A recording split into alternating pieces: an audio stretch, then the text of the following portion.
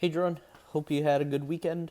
This week we are going to be working on self portraits in our sketchbooks. So, in order to do that, you're going to have to get a good selfie. So, what I've done, let me show you my setup, is I am in my garage.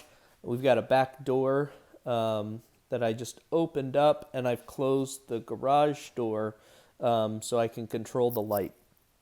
And so what you can see here, I'm not standing in direct sunlight, but what I'm trying to do is just light half of my face. So I'm just going to step, into the light until the lighting is good.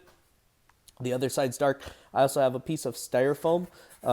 So you could use a piece of paper or something like that, but you could kind of use this to help as a catch light.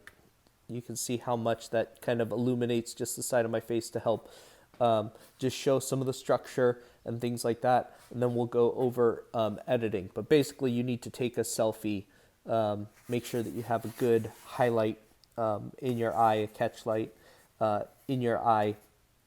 But we'll go over some editing techniques here in a minute. All right, so now we are going to look at the photo and how to edit it. So initially, you're just going to go to edit, and you're going to go into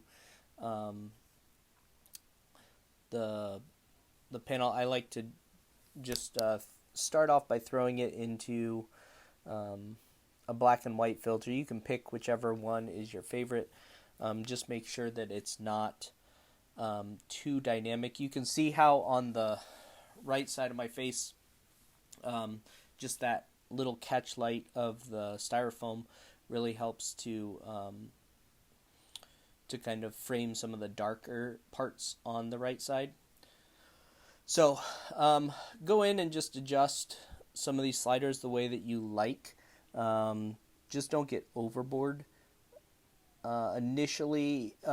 So be careful about two things. One is making the darks too dark, and two, making the lights too light and overblown. So I actually start by turning down the highlights quite a bit because I'm going to increase the contrast later.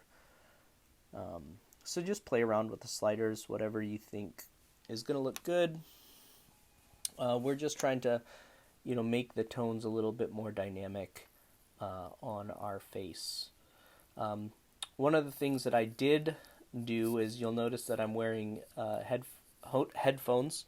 One of the cool things that you can do is if you've got your headphones plugged into your phone, you can steady your phone on something and just use the headphones to actually take a picture, so you don't actually have to be touching the phone at all. So that's one good feature.